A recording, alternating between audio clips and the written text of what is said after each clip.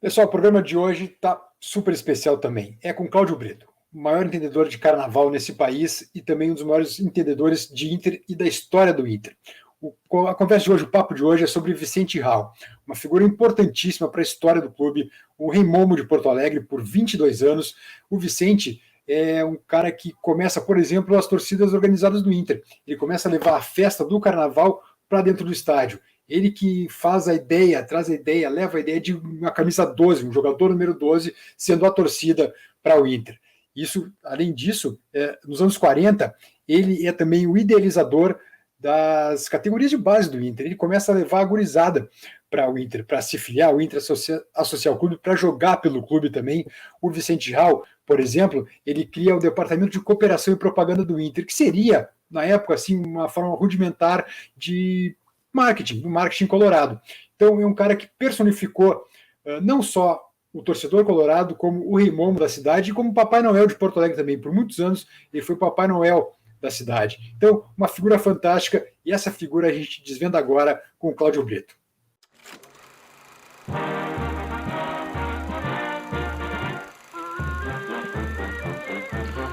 Pois o Memórias do Gigante de hoje tem o prazer imenso de receber Cláudio Brito, colorado, não sei o que vem primeiro, colorado, carnavalesco, promotor, radialista, comunicador na essência, né? O Brito é daquelas pessoas que tu tem que ter no rádio permanentemente. Tá agora na ABC, né? Rádio ABC 103.3, do Grupo Sinos, também no jornal, né? No NH também, escrevendo para o NH, para os outros jornais da rede. Mas Cláudio Brito está aqui hoje para falar de internacional, evidente, de carnaval também, e também de uma pessoa que revolucionou até mesmo, deu a largada para as categorias de base do Inter, até mesmo. Vicente Hall. Brito, agradeço mais uma vez a presença conosco.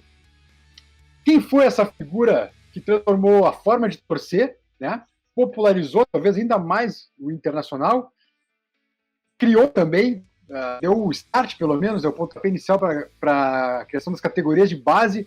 Enfim, Rei Momo do Carnaval de Porto Alegre, um agitador cultural, uma figura fantástica, uma figura icônica do Inter e também da cidade de Porto Alegre.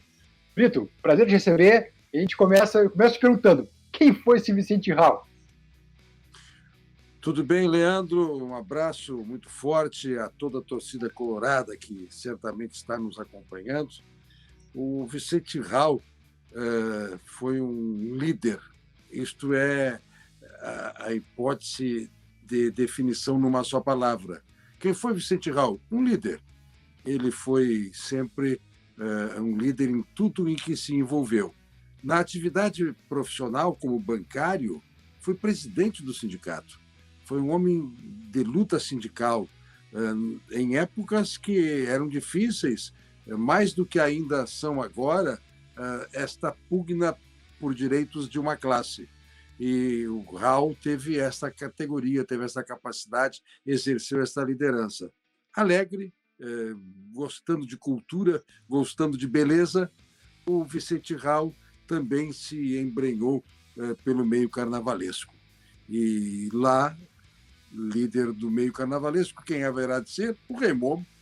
Ele tinha porte, tinha tamanho para configurar a imagem do rei das festas carnavalescas e primou sempre por duas condições: a de extrema ligação com cada entidade carnavalesca, época em que as tribos carnavalescas e os cordões, os blocos de cordões eram majoritários, as escolas de samba estavam nascendo, estavam surgindo e, finalmente, chegaram a grandes momentos em desfiles inesquecíveis na Borges de Medeiros.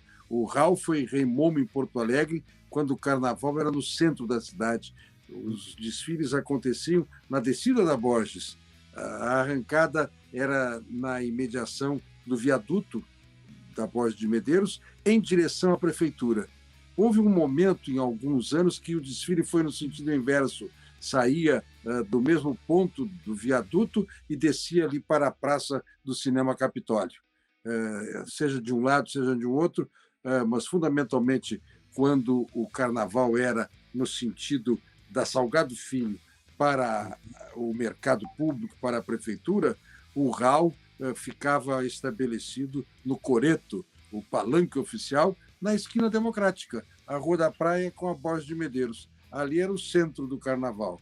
E ali o RAL fazia das suas, e com fantasias luxuosíssimas. Ele importava tecidos, ele importava pedras, e ele tinha um gosto especial, peculiaríssimo, e dava aulas de cultura, de história. Eu hoje estou como rei fulano de tal, terceiro da província, não sei de qual, de que país. Ele trazia histórias fantásticas e também se encantava com a ideia de visitar as quadras de ensaio, de participar. O reinado dele não era de ficar apenas no palanque oficial, ao lado do prefeito da cidade. Esse era um tempo nobre do carnaval, o prefeito o tempo inteiro. Pegava a chave. Exatamente, com a chave da cidade recebida nas escadarias da prefeitura. Ele descia para a pista com cada escola, com cada entidade, puxava o desfile de cada uma, mas, fundamentalmente, era atuante no pré-carnaval, na permanência das entidades carnavalescas, frequentando, difundindo as atividades sociais e tudo mais. Sindicalista, carnavalesco, apaixonado pelo Internacional, coloradíssimo, e teve uma atuação muito forte ainda nos Eucaliptos com a meninada. Ele se dedicou a preparar os grupos de jovens, os garotos que seriam, assim, os juvenis, ou mais adiante os aspirantes. Havia uma categoria de aspirantes e ele esteve sempre liderando este movimento, contando para isso com duas figuras que também são fundamentais na história do Colorado: Joffre Funchal e Abílio dos Reis. Estes eram os técnicos, né? O Joffre Funchal era quem ia arregimentar os jovens, buscava, tinha olho clínico, descobria num jogo de várzea um garoto e trazia para a base do Internacional. E o querido Abílio dos Reis, o treinador. Eu falo querido Abílio dos Reis porque tive com ele muita relação. Conheci bastante o Abílio. O meu começo eu comecei na reportagem esportiva em 1965. Eu tinha, então, 16 para 17 anos de idade, e isso era possível. Era possível naquele tempo que isso acontecesse. E eu digo sempre, claro que eu sou defensor intransigente do diploma para o jornalista, da formação acadêmica, mas eu sou anterior a este tempo.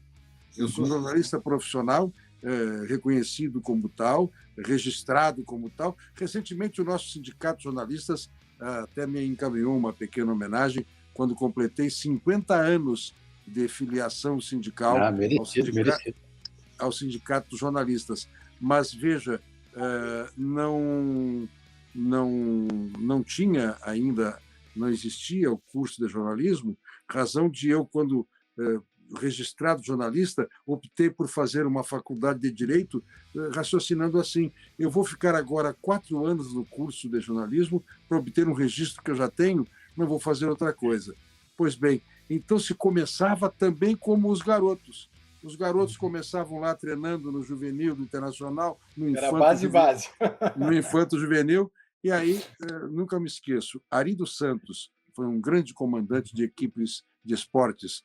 O Ari, que Papai do Céu já nos levou, fui pupilo do Ari na Rádio Gaúcha, na Rádio Difusora, depois Bandeirantes, e ele começava a carreira dos profissionais do rádio assim: entregava um gravador com rolo de fita, e não era gravador portátil, não, era uma maleta, um gravador guiloso, um gravador Philips, com um rolinho de fita em cima. Olha, vai ali no treino do Internacional e traz alguma coisa de lá. Hoje a garotada... E tinha campeonato de infantos juvenis, campeonato de juvenis. Sim. E... preliminares também, né, Brito? Preliminares, exatamente. né? Um dia de Grenal, O Grenal, naquele tempo, tinha infanto-juvenil, juvenil, aspirante e o profissional. Eram 4 Grenais. Era o programa completo, né? Passava o dia inteiro no estádio acompanhando. E então houve instantes em que o Grenal de aspirantes ou o Grenal de juvenil tinha transmissão e os iniciantes eram colocados na escala para fazer essa cobertura.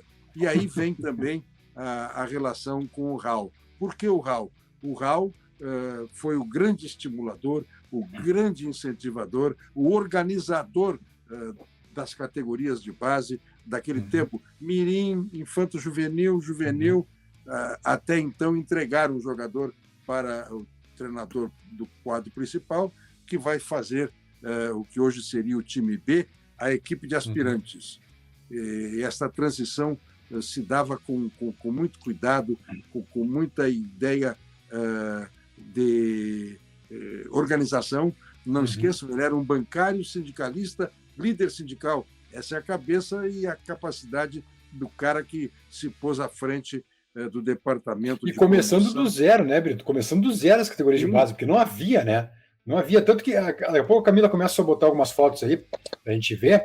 Tem uma foto muito bonita, que está no Museu do Inter, inclusive, que é o Vicente Raul, cercado de guris, ele escrevendo, anotando, federando os guris, na verdade, né? Escrevendo os guris nas categorias de base, enfim, o que seria, talvez, aí a foto. Essa foto tá no Museu do Inter, Brito. Enfim, é o Raul, né? Ali no centro, de terno e gravata, e a gurizada se filiando ao Inter, né? E também, Brito, a gente está falando num contexto de anos 40, isso, né? O Vicente Raul é um cara, daqui a pouco, que eu não sei se, aí eu peço até a tua memória, a tua expertise no tema.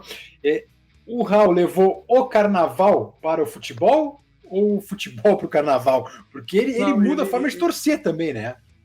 Ele já era do esporte antes de ser do carnaval. Ele já foi do carnaval a vida inteira, no âmago, na participação, mas a condição de rei momo ele vai alcançar no fim dos anos 50 e depois, na década de 60 adiante. O Raul viveu pouco, né? O Raul faleceu em 73. Isso, 69 anos, se não me engano. Exatamente. Eu acho e ele nasce, Brito, perdão te interromper, ele nasce curiosamente no dia 4 de abril, né?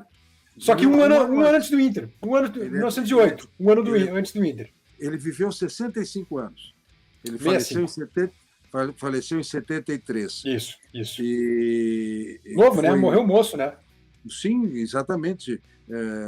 Na época, talvez não houvesse essa constatação, mas nos dias de hoje, com 65 anos, eu estou com 72, estou a caminho dos 73, que faço em dezembro, mas me lembro bem disso, esta condição de fazer aniversário em 4 de abril, o Raul propagou muitas vezes. Estamos de aniversário, eu e o meu Colorado. Ele sempre dizia isso. E um detalhe interessante, o Raul tinha passagem franca com os gremistas. Não havia uma relação de ódio, uma rivalidade que fosse intransponível. Não, o Raul, por exemplo, no Carnaval, convivia com gremistas, colorados, cruzeiristas, tudo isso era possível. Mas ele teve, inclusive, essa grande participação nos jogos fora de casa, quando o jogo era no estádio do Grêmio ou na montanha, onde está hoje o cemitério João 23, era o estádio do Cruzeiro. O Raul estava lá na geral, com a torcida colorada no seu entorno. E este é um detalhe também, ele estimulou o surgimento de novos torcedores, aqueles meninos que há pouco você mostrou na foto, que estavam sendo filiados, inscritos por ele nas escolinhas, nas equipes de base do Colorado, aquele trabalho dele junto ao Joffre e junto ao Abílio, com a base colorada surgindo, aquilo no dia do jogo principal se transformava numa atividade de torcedores. Ele ia com a gurizada para a arquibancada. Ele levava a meninada para o estádio, levava a meninada para o campo. E foi assim que ele conseguiu, absolutamente, com toda certeza, ser o maior líder de torcida que eu possa ter conhecido. Eu vou lembrar de outra figura fantástica também da história do Inter, o Tarzan Número. Uhum. Sim, sim. Também foi alguém que trabalhou muito com torcida, especialmente na esteira do Raul. Mas o Raul é inconfundível, é incomparável. O Raul é fantástico em tudo que fez. E no Carnaval, com essa... O Raul, a questão do Raul com o luxo, com a beleza, o Raul mudava de fantasia no meio do desfile. Ele abria a noite com uma fantasia, daqui a pouco, no intervalo entre uma escola e outra, ele aparecia com outra roupa, coroas muito bem feitas. A coroa do Raul era uma joia, os anéis que ele usava também. Então, não houve nenhum que tivesse se colocado tão à disposição do Carnaval. E de tudo que fez, como sindicalista, como homem de clube, como torcedor, como estimulador, a visão que ele teve. Este é o grande papel que ele desempenhou com o Joffre e o Abílio. A visão que tiveram de dizer aos dirigentes colorados: olha, vamos lá. E atenção, o Raul tem uma vivência com o Internacional no tempo que o patrono Hildo Meneghetti estava vivo, à frente do clube e do governo do Estado. O Raul teve toda esta colocação, teve toda esta participação inovidável. Eu tive a alegria de entrevistá-lo algumas vezes e de estar muito perto também da sua atividade. Eu também, como carnavalesco, sim, como integrante, na época do Raul, eu era integrante do cordão carnavalesco Pra Que Tristezas? Pra Que Tristezas? Que era um cordão de sociedade, da Sociedade de Gondoleiros, os clubes, sim, sociais, Gondoleiros, Teresópolis, Partenon, Glória Tênis Clube, iam para o desfile, tinham participações muito fortes. E eu, quando fui do Gondoleiros, eu tive a grata experiência de ter Vicente Raul na plenitude de seu reinado. E depois, então, quando passei a conviver com as escolas de samba e me abracei com a causa dos imperadores, também convivi com o Raul nas avenidas. Mas em tudo que ele sempre foi trabalhador, percussiente, de grande visão, descobrindo coisas, abrindo caminhos, ensinando propostas e cuidadoso.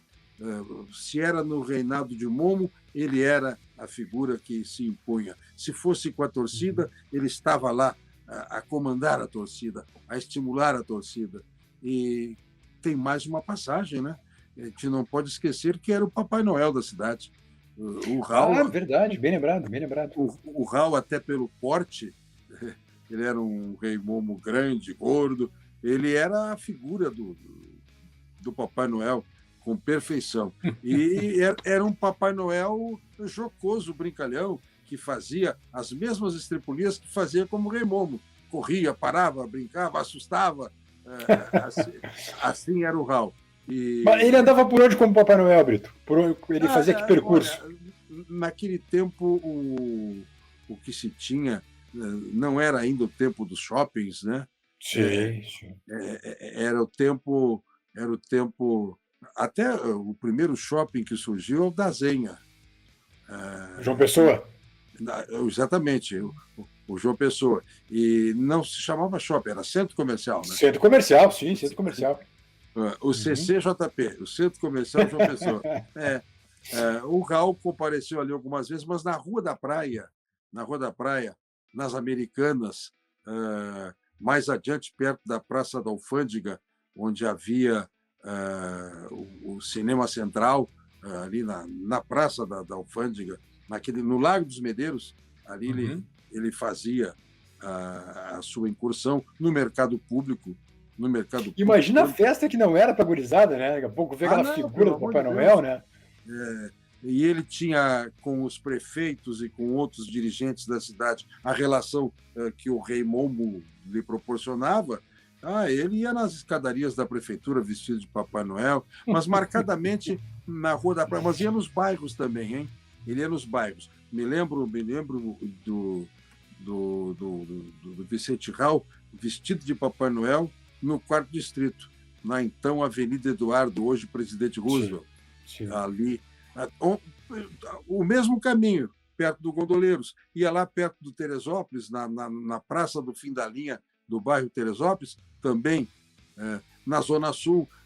O Hall era um Papai Noel que, numa tarde de domingo de verão, caminhava pelas areias de Ipanema.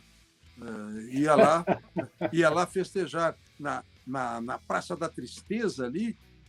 Ele sempre fazia nas praças, e tinha alguém da comunidade que montava um pinheiro, etc. E ele ia lá brincar como Papai Noel. Brito, perdoa, a gente não tem foto dele de Papai Noel, mas temos de Rei Momo. Até porque tem foto tua também entrevistando ele de Rei Momo, né? Se a Camila puder colocar aí pra gente ter uma ideia de quem era a figura, né, do Hall, né? Atenção que esta foto é interessante. Ali nós temos o Rei Momo, com folhões. Da foto da esquerda, né? A foto da esquerda, né? Da 0 hora ali. Aquele braço escondido é o meu segurando o microfone. Mas atenção, esta foto não é de carnaval. Esta foto, não é? Não, olha lá. 0 hora e Farg. Farg tá vendo lá em cima? Sim, 0 hora e Farg.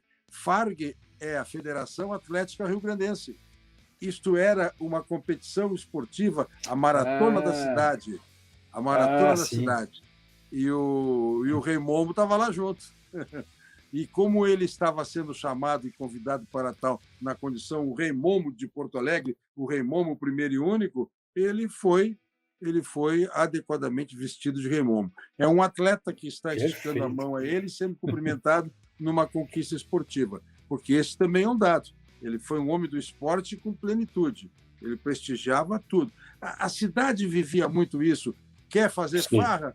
Convoca o Rei Momo. Bom, aí é o seguinte, a figura que está aparecendo mais fortemente na foto, de casaco branco e uma peruca, e também a mão esticada com o microfone, é Eldio Macedo. Olha, Eldio Macedo, nossa O grande senhora. Eldio Macedo, repórter esportivo, que se notabilizou na apresentação das lutas no ginásio da Brigada Militar, o Ring 12. E ele dizia, à minha direita, com tantos quilos, Gran Caruso, à minha esquerda, e apresentava os lutadores. Fantoma, essa turma toda aí. Exatamente. E era repórter esportivo consagrado, um querido companheiro. Hoje vive na Argentina até, entre o Rio e a Argentina. Tá bem, boa escolha. Aquela foto é uma foto de entrega de prêmios no Carnaval. É a foto do troféu para os acadêmicos da Urgia. No campeonato do acadêmico de 71 ou 72. O acadêmico naqueles anos foi bicampeão. E ali está a família Lucena, que é uma família de carnavalescos, uma família tradicional do meio carnavalesco. Tem o patriarca recebendo o troféu, tem o Joaquim Lucena tocando um pistão, ele, como Rei Momo, no meio daquilo tudo, e atrás o repórter Eldio Macedo, que está ali, que botou a peruca de alguém, aquela peruca de alguém fantasiado que o Eldio colocou. Brito, eu tenho uma questão para ti. O Vicente Hall, ele cria o DCP, né, Departamento de Cooperação e Propaganda do Inter, né? Sim. Isso, de alguma forma, com essa mescla aí de carnaval, da festa do carnaval para o estádio, também de alguma forma tu acha que ajudou a popularizar o Inter naqueles anos? Eu diria que também, mas e claro que é transcendental o trabalho que ele faz, mas o Inter já nasceu popular porque tem um detalhe. O Inter é uma manifestação de integração, a criação do Inter e o nome do Inter é para enfrentar o racismo que o Grêmio mantinha. Esta é a resposta. O Grêmio era da elite, o Grêmio era branquelo, não admitia negro. O primeiro negro no Grêmio foi o Tesourinha, o Osmar Fortes Barcelos, então ex-jogador colorado, que depois de andar pelo Rio de Janeiro, vem em 1954 ser o primeiro negro a vestir a camisa do Grêmio. E o Internacional nasce com este nome para contemplar os judeus, alemães, italianos, negros e por aí. O que o Raul fez, sem dúvida, não poderia ser em outro lugar o surgimento do Raul. Teria que ser ali. O Internacional já era tudo isto. E o Raul fez com que tudo isso fosse conhecido, eclodisse. E tanto é que, veja só, quem é que criaria naquela época um clube, um setor em um clube preocupado com propaganda e marketing? É isso que ele fez. O DCP, o Departamento de Cooperação e Propaganda, foi para estimular, para que as pessoas se associassem mais, e isso vai desaguar, vai chegar à grande campanha de mobilização da torcida para a construção do estádio, para a construção dos gigantes da Beira-Rio. Isso aí, o Raul foi o grande catalisador, o grande estimulador de tudo isso. E depois, infelizmente, né, pouco tempo depois, 4 anos depois, ele já falecia. Então, o gigantismo do Beira-Rio, o significado do Beira-Rio como local de grandes conquistas, o Raul não teve esta felicidade. Ele não vivenciou os campeonatos brasileiros, não vivenciou essas conquistas todas. Mas, sem dúvida, ele estimula que seja o clube do povo, mas, naturalmente, o Internacional já tinha esta marca, já tinha esta característica. Ele soube muito bem chamar a atenção a tudo isso. Veja só, eu acabei de falar, né, no tema do Grêmio, que tinha as portas fechadas para a raça negra, e isso é incontestável. Ninguém pode ir hoje que alguém que seja gremista tenha esta marca, mas o Grêmio que surgiu em 1903 e que foi avante até 54, sem ter um negro vestido a camisa tricolor. E o Internacional ao contrário. Então, isto significa, sim, aquela possibilidade que o Raul enxergou. É o clube do povo, é o clube que precisa saber disso. Olha, o Raul criou a propaganda, criou a cooperação, esta ideia, este departamento, porque sabia o que ele tinha à disposição. Ele só sacudiu. Percebam, e isso é muito relevante, é de extrema importância. Não tivesse havido ele, não teria tido a repercussão que teve, por exemplo, a campanha do tijolo, a campanha do cimento, campanha do torcedor ir lá à beira do rio para mostrar a todos que as cadeiras seriam, sim, cadeiras cativas e não boias cativas, como diziam... Como era o deboche na época, né? Exatamente, o Internacional. E, na verdade, o Internacional aterrou um pedaço, precisou de um aterro para surgir o estádio.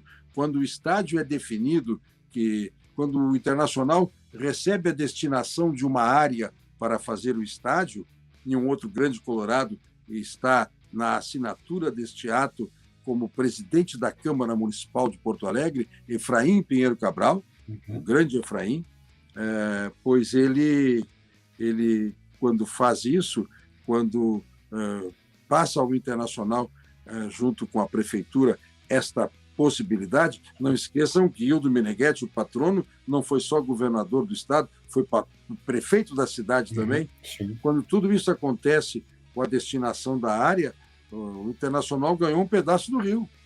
Quando a outorga diz, olha, quando aqui estiver pronto o aterro e houver uma área, será a do Estádio Colorado. E isso aí aconteceu. No caso do Vicente, eu acho que também é importante, Brito, porque ele, de certa forma, ele cria um conceito, até um sentimento até de comunidade, eu acho, né? Entre a torcida, entre o povo e o clube, né? E o Inter, uma ideia até de comunidade, de se ajudar, né? De ir incentivar, mas também de alguma forma de comunidade, uma questão até familiar daqui a pouco, né? Essa união que ele traz da festa para o estádio com auxílio, com até a divulgação do clube também, né?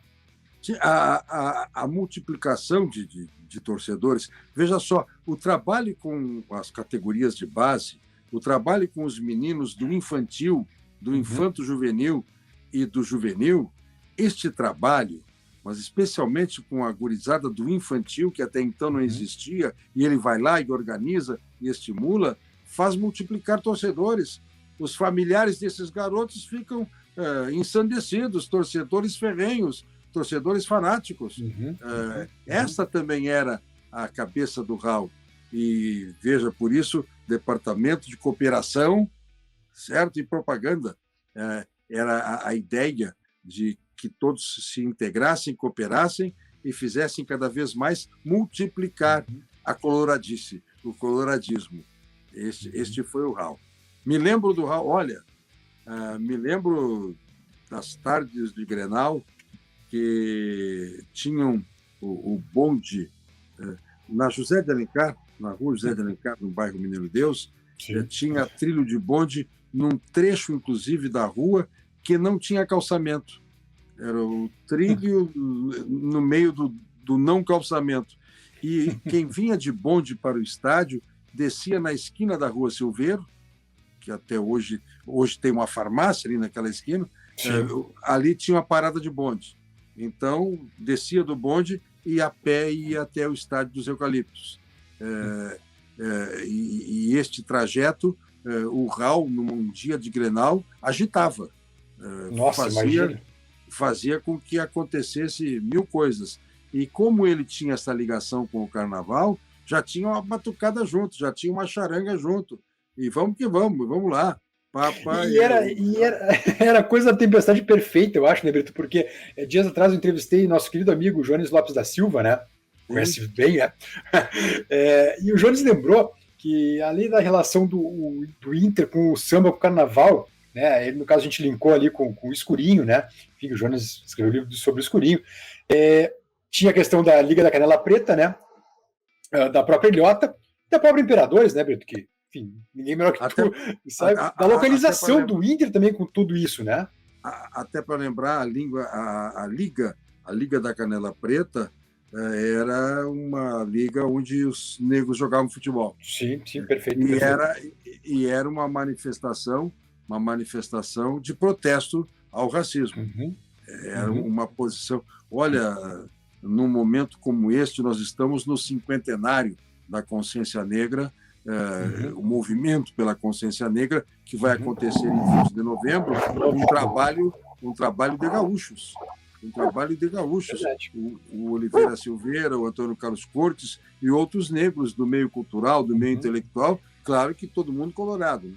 E fizeram este embate para que o Brasil reconhecesse que foi uma falácia o que fez a Princesa Isabel. A Princesa Isabel assinou uma carta para liberar os senhores donos de escravos da responsabilidade de abrigar o escravo que seria liberto. Não tem mais como sustentar o algodão, a plantação do café, o açúcar, tudo isso está falhando. O pau-brasil já terminou, não dá mais para sustentar os negros na senzala, vamos botar todo mundo na rua. Esta é a abolição que a Princesa Isabel assina. Esta é a abolição que ela assina.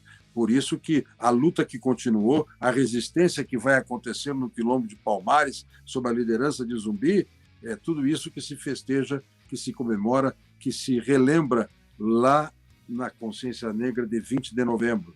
E veja só, isto tudo que a gente agora olha sob o prisma da história tem como partícipe, sem dúvida, Vicente Raul. Vicente Raul liderava este movimento, denunciava esta ideia. E veja, no Carnaval todos somos iguais. No Carnaval vale tudo, no Carnaval isso ou aquilo. Ele vai lá e apanha a sua vivência com este mundo do carnaval, e a sua vocação, a sua história pessoal, eu insisto muito nisso sempre, de grande líder classista, de grande líder sindical, dá a forma, dá o jeito de ele transitar em todas essas frentes. E, voltando ao tema do gigante, sem sombra de dúvida, ele é o catalisador da mobilização da torcida para a construção do Beira-Rio. Porque, Brito, agora tu falou que, né, transitar em todas as esferas. Claro que, infelizmente, eu acho que hoje perdeu muita força, né? Depois até queria te ouvir sobre isso também, mas é de uma época em que o Rei Momo, a gente lembrou bem, né, recebia até, inclusive, a chave da cidade, né, do prefeito, era uma figura de importância na sociedade, né, Brito? Talvez por isso, daqui a pouco, assim, de lidar com o governador, com o prefeito, com o popular, né, com a pessoa comum ali, né, transitava em todas as esferas, né? Bom, veja só, nós tivemos, depois do Raul, e os reis vão morrendo, nós tivemos o Mildinho, que foi uma grande figura, fantástico o Mildinho. Tivemos o Fábio Versosa, que também faleceu, e ainda recentemente o outro rei que faleceu num acidente. Eu te confesso uma coisa, sem receio de parecer esdrúxulo, eu hoje não sei te dizer quem é o Rei Momo da cidade, se vai ser o mesmo que foi no último ano, porque houve até troca muito rápida de rei. O rei, como o Raul, era rei até morrer, e era o primeiro e único. Tu falas bem nessa ideia de algum distanciamento das instâncias do poder. Olha o que aconteceu no Rio de Janeiro. No Rio de Janeiro, sob a prefeitura do Crivella, que não gostava de carnaval, que era contra o carnaval, aconteceu pela primeira vez, e eu estava lá e na cobertura eu vi a indignação das pessoas. Pela primeira vez, o prefeito do Rio não entregou a chave da cidade para o Rei Momo. O Rei Momo do Rio de Janeiro recebeu a chave da cidade de um funcionário da prefeitura que foi na avenida, na noite da abertura, e entregou: está aqui a chave da cidade para o senhor. E isto, aqui conosco também em Porto Alegre, aconteceu uma ou outra vez, de não haver aquele ato nas escadarias do Paço Municipal, mas realmente, até porque qualquer rei fica pequeno perto do Raul, né? Qualquer rei fica pequeno perto do Raul. Mas lembrando até e sendo justo com o seu sucessor imediato, que esteve ali com brilho e com força, o querido Mildinho, nós temos sim que nos dar conta de que faz falta um Vicente Raul. O Vicente Raul... Para a cidade mesmo, né? Para a cidade, né, Brito? O Vicente Raul deu essa dimensão. Mas esse fato de o Vicente Raul ser Rei Momo e Papai Noel, Rei Momo e Papai Noel, por que ele foi Papai Noel? Porque ele percebeu que tinha como preencher a figura do Papai Noel e vir para brincar com a criançada e exercer na plenitude também aquele papel, porque ele tinha essa cabeça. Então, o Papai Noel da cidade, o Rei Momo da cidade, era o queridão da cidade, da torcida colorada, e se impunha, fazia com que fosse digna e respeitada a sua figura. Exatamente. Veja só, acabamos de mostrar uma fotografia do Rei Momo Vicente Raul entregando troféus numa competição esportiva da cidade. De certa forma, não, acho que é isso mesmo, né, Brito? Meio que um espírito assim de otimismo, né, de felicidade, até de alegria, que hoje, imagina hoje, né, como seria importante essa figura encarnada, né, personificada, melhor dizendo, né? Daqui a pouco, como era Vicente, daqui a pouco, como tu falou, Papai Noel, né, uma figura a gente pensa, a gente traz felicidade, né? O Rei Momo nem se fala, né? Então, acho que talvez hoje ainda seria muito importante ter essa personificação, essa força de uma figura assim, né, Brito? Sim, um catalisador, alguém que, pela força de sua personalidade, catalisa e mobiliza. E vamos lá, pessoal, é agora. Esta figura, nós tivemos o Rei Momo Queixinho, tivemos o King, mas volto a dizer, o Mildinho foi fantástico, mas ninguém foi Vicente Hall. Vicente Hall é primeiro, único, universal e vai ser para sempre lembrado. Já foi enredo, já foi homenageado pelas entidades carnavalescas, mas tem uma rua com o nome dele também. Sim. Ipanema, lá em Ipanema. Exatamente. E isso significa que ele transcendeu a imagem do Papai Noel, do Rei Momo, do líder sindical. Ele foi tudo isso. Ele foi um cidadão, ele foi um nome da cidade, uma personalidade. E quando alguém se transforma em nome de rua, tem todo esse envolvimento, toda esta conotação. Eu até queria pedir para a nossa querida editora e diretora do programa, Camila Viu, do grupo, para botar mais fotos do Vicente e também fotos do Cláudio Brito, né? Quando, enfim, para mostrar que é o Colorado raiz mesmo, né, Brito? E olha, está há anos nessa batalha, né? Então a Camila, né, botando mais fotos. Esse aí, né, para quem não conhece, o Vicente Hall. Tem ideia assim da altura dele, Brito? Lembra de cabeça, não? Ele não era gigante, não. Ele tinha 1 metro... Não, é uma pessoa baixa, mas ele não tinha mais do que 1,80 m. Bom, tem um porte, né, para ser irmão, né? Importante ali, ó, DCP, o Departamento de Cooperação e Propaganda, e o número 12. Isso é importante. Exatamente. Ele criou, ele estimulou, ele fez sacudir essa ideia, a torcida camisa 12. Nós somos o 12º jogador. 12º jogador. É aí que nasce, essa é a origem, né? Exatamente. O abrigo do Departamento Juvenil, que eu digo que olha, em termos de representatividade e organização, é da história dele. É neste momento que ele tem o Joffre Funchal e o Abílio dos Reis como grandes partícipes, e ele buscando e arregimentando pessoas, meninos, familiares e tudo mais. Bom, aí é uma das formações do Isso, e o Vicente está na ponta ali, Brito, aqui à direita, bem à direita, com uma faixa escrito também torcedor número 12. Exatamente. Está pequenininho, mas é isso aí, ele de boné, uma pequena boina, bem à direita, com a faixa de campeão. Eu acho que eu não sei se é o Hexa Gaúcho ou se é um campeonato, agora não estou lembrado. Mas, enfim, o importante é que ele está com a faixa ali no peito de 12º jogador. Exatamente. A torcida camisa 12, isso tudo aí tem a ver com Vicente Hall, sem dúvida. E as pessoas participam até hoje de uma arquibancada, de uma social, de um setor de cadeiras, quando se irmanam, quando estão com o olhar focado numa conquista que haverá de ser árdua, com este espírito de sermos o camisa 12. E aí, Brito, uma foto com a torcida indo para um jogo no Beira-Rio, não sei se no Beira-Rio ou nos Eucaliptos, acho que é Eucaliptos ainda, evidente, Eucaliptos, desculpa, claro, com os estandartes, né, algo também que era uma inovação. Sim, que saiu via Vicente, né? Exato, é a festa, né, o carnaval em dia de jogo, né, com estandartes, algo que na época era uma novidade, né, justamente implantado pelo Vicente Hall.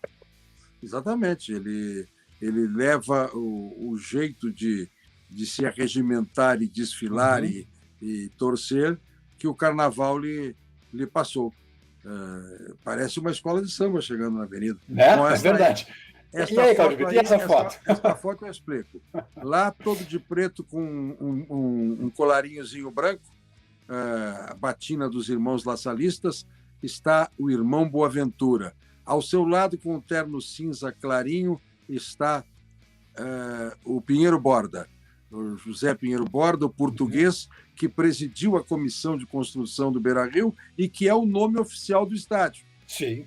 Um pouco mais para cá, com as mãos cruzadas à frente, de jaqueta, é meu pai, meu falecido pai, José Correia Brito. Gremista, hein? Gremista. Opa.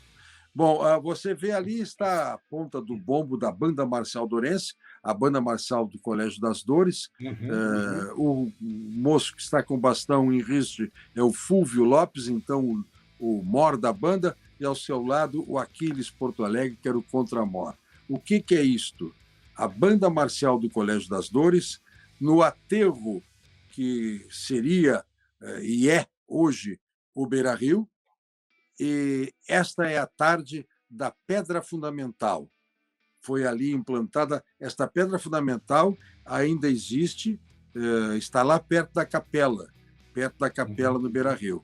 A Pedra Fundamental do estádio foi colocada nesta ocasião, e este é todo um ato de arregimentação de torcedores e luta pela construção do estádio, e teve este significado. Era o tempo áureo das bandas marciais, os colégios primavam por ter bandas marciais, e a Banda Marcial Dourense, sem dúvida, foi a maior que a cidade teve, a de maior repercussão, depois seguida pelo São João, também um colégio lasalista, que recebeu da tradição dos colégios lassalistas, o Gonzaga de Pelotas, o Carmo de Caxias, as Dores em Porto Alegre, o São João em Porto Alegre. Eram as grandes bandas marciais, tudo que acontecia na cidade tinha que ter uma banda marcial.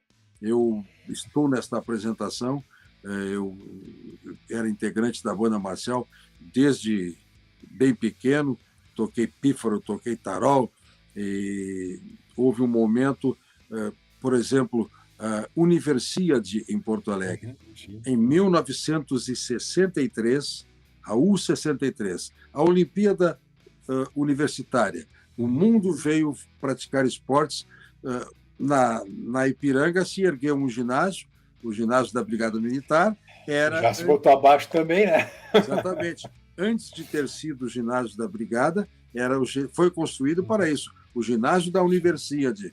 Muito bem. Na Universiade, a abertura da Universiade foi no Estádio Olímpico. Ainda não existia o Beira-Rio, né?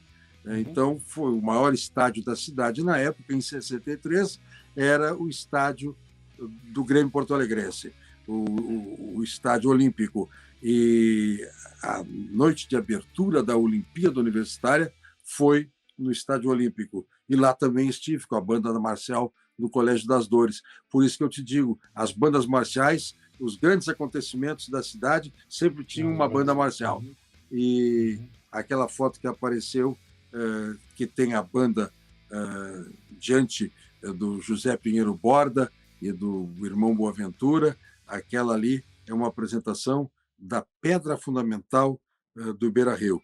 É 1963. O Internacional, 63, o Internacional levou uma meia dúzia de anos para chegar a construir o estádio, a inaugurar o estádio. Curiosamente, é no mesmo ano da Universidade, 63. Foram dois momentos, um no estádio deles e outro no nosso futuro estádio. E, Brito, é curioso, né? Porque a gente tem uma cidade, ou tinha uma cidade, né? Que vivia numa grande efervescência, né? Diversas questões culturais, o carnaval, enfim, estádios sendo construídos, né? Pela força da comunidade mesmo. E quando é que isso se perdeu, Brito? A ponto de, daqui a pouco, falando especificamente do carnaval, que é algo que tu é um especialista, talvez o maior do Brasil, por que Porto Alegre expulsou o seu carnaval de rua, o seu carnaval de escolas de samba do centro, depois da Avenida Beira-Rio, né, onde era, e jogou lá para o Porto Seco, e até um ponto, daqui a pouco, de espero que não, mas de repente desvalorizar tanto o carnaval a ponto de minguá-lo dessa maneira como parece? O Carnaval de Porto Alegre sofreu efetivamente com esta saída do seu berço natural para a Zona Norte, o extremo da Zona Norte, quase em Alvorada, está o futuro sambódromo que até hoje não aconteceu. Esta é uma realidade. Terminar o Porto Seco é fundamental para que se possa cumprir a missão que dizem que ele deveria ter, a pista de eventos, que deveria, e por isso era o nome pista de eventos, abrigar todas as manifestações, Semana Farroupilha, Semana da Pátria, mas não foi assim. Só o Carnaval foi deslocado por intransigência, lembro que seria construído, e nas imediações do Beira-Rio, entre a Avenida Ipiranga e o Beira-Rio, seria construída a pista de Carnaval, o Sambódromo. Houve depois, num outro momento, o Anfiteatro Pôr do Sol, seria a apoteose do Sambódromo de Porto Alegre, mas me lembro de movimentação, de mobilização no bairro Menino Deus, as pessoas colhendo assinaturas contra o Carnaval, e não querendo ali o Carnaval. Isso aconteceu, realmente aconteceu. Contrariando o que, por exemplo, o Rio de Janeiro realizou, e graças a um gaúcho. Coisa espantosa, né? A Marquesa de Sapucaí, o Sambódromo, é uma obra de Leonel de Moura Brizola, e com uma passagem inesquecível, antológica, e tem a ver com esta ideia de expulsão do Carnaval. O Brizola chega para Darcy Ribeiro, que era o seu braço direito, seu secretário predileto. Ele vira para o Darcy Ribeiro. Aliás, o nome oficial da Sapucaí é Sambódromo Darcy Ribeiro, Passarela Darcy Ribeiro. O Darcy Ribeiro está reunido com o Brizola, e o Brizola diz assim: Che, o que nós vamos deixar aí? Já tem o Corcovado, já tem o Maracanã, nós temos que deixar alguma coisa quando terminar o nosso governo. E o Darcy Ribeiro diz assim: vamos deixar um sambódromo. Como é que é? O que é isso? Sambódromo? E aí diz o Darcy Ribeiro: tem autódromo, tem velódromo, tem hipódromo, vamos fazer um sambódromo, um local para o grande evento desta cidade e deste país, para o Carnaval. Veja só, são todos eles gênios.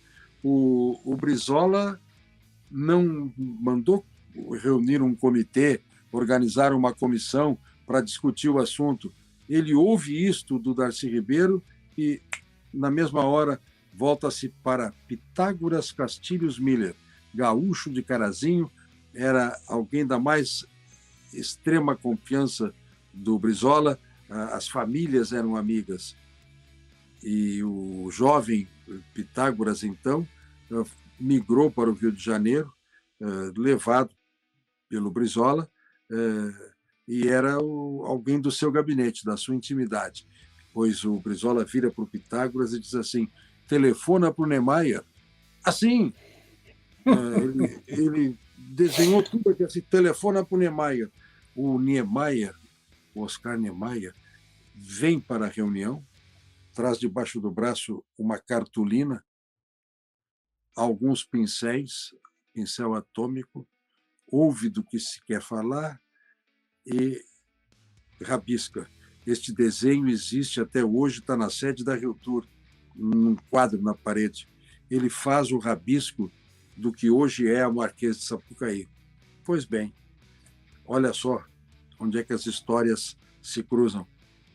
O Brizola faz a pergunta seguinte: pois bem, e onde é que vamos fazer isso? E o Darcy Ribeiro comete um equívoco.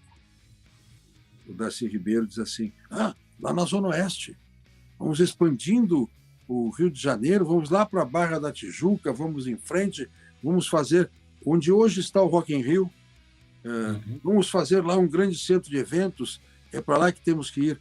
Quando ele está dizendo isso, Oscar Niemeyer está enrolando a sua cartolina, botando debaixo do braço e estou indo embora. E aí o Brizola: como é que é? Por quê? Disse: não, se é para fazer isso, não contem comigo. Eu levo até o meu desenho.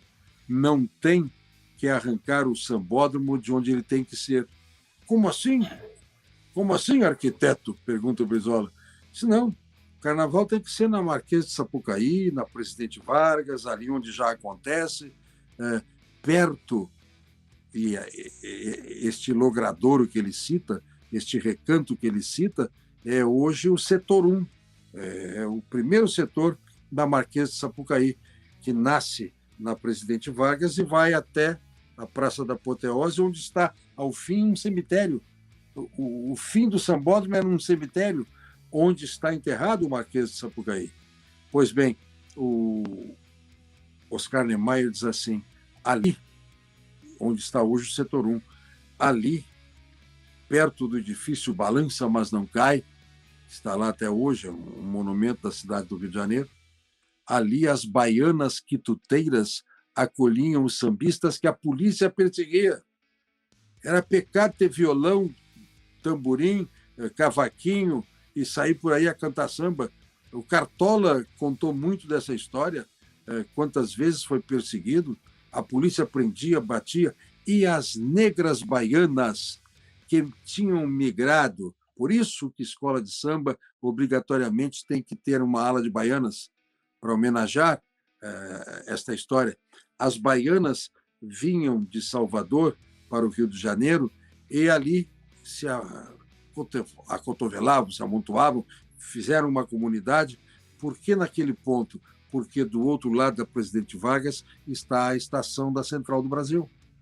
E elas faziam pequenos quitutes, cocadas e outras coisas, bolinhos e o que mais, e iam vender na estação. Ali era meio de vida. As baianas quituteiras faziam isso e ganhavam a vida ali adiante. E amavam os sambistas que a polícia perseguia e que iam se abrigar junto com elas. Uma delas, a grande líder, Tia Seata, a grande líder das baianas quituteiras ali, do berço do samba. Tudo isto o Oscar Niemeyer contou e disse: eu não tiro o samba dali, tem que ser ali. Pois olha, como é que termina a história toda?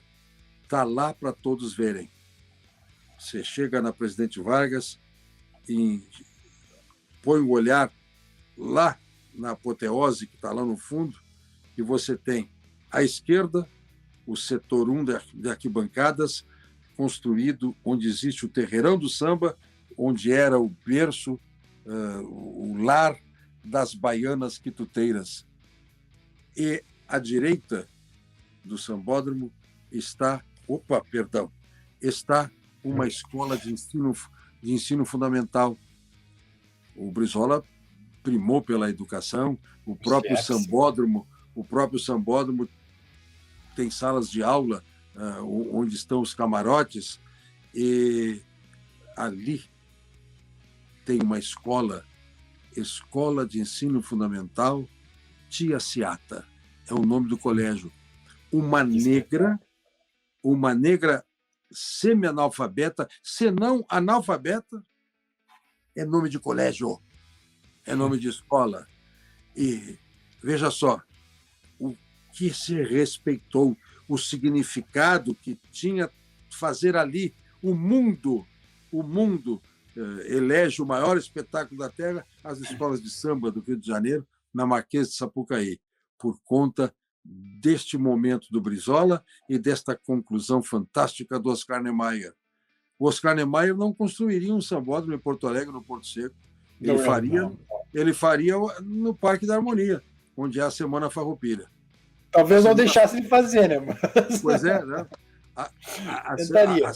A Semana Farroupilha, o acampamento Farroupilha, tudo isso, a minha referência, o meu aplauso aos tradicionalistas, mas nós temos que considerar esta contradição. A Semana Farroupilha ocupa um espaço da cidade, um momento da cidade que nunca foi Farroupilha. Porto Alegre tem no seu brasão e na sua bandeira muito leal e valerosa cidade de Porto Alegre. Na pacificação, depois da Revolução Farroupilha, o imperador outorgou a Porto Alegre o título de leal e valerosa cidade, porque ela sempre foi fiel ao império, nunca foi Farroupilha. E veja só, lembro-me de ouvir essa discussão. Valerosa, há um espanholismo nisso aí? Não, minha gente. Valerosa é português puro e castiço, é de valer e não de valor. Não confundir valerosa no português com valor. Valerosa de valer. Este título veio por outorga em carta pública do Império Brasileiro para a muito leal cidade de Porto Alegre, que nunca foi Farroupilha. E aí Porto Alegre manda o carnaval embora e vira um acampamento Farroupilha. Essa é uma contradição que a nossa cidade vive, sim, não há nenhuma dúvida. Um morador, um torcedor da Restinga, para chegar ao Porto Seco, e não há transporte permanente, é complicado, é complicado. Nossa, mas há uma forma de fazer do limão a limonada.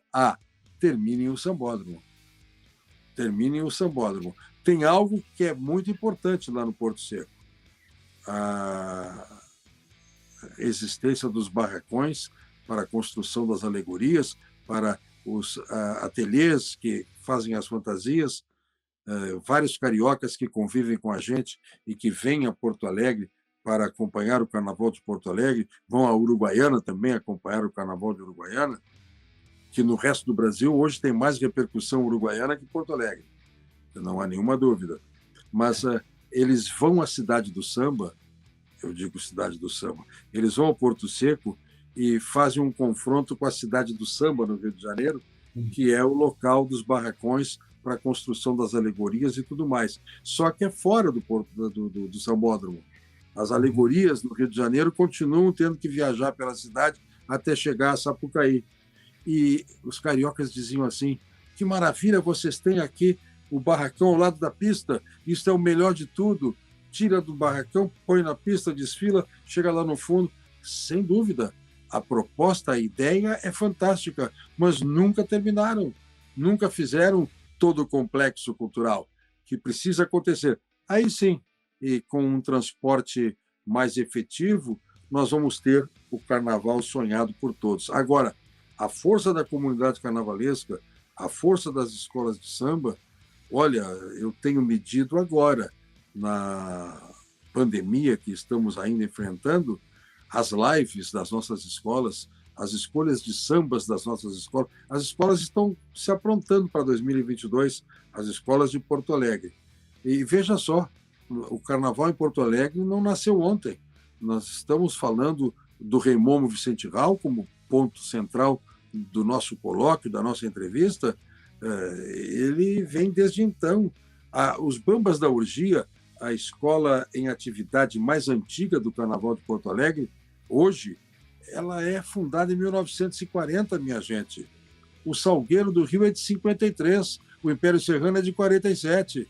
Mais antigas que o Bamba de Porto Alegre só tem duas, a Portela e a Mangueira. Minto, e mais a Tijuca, que é de 31.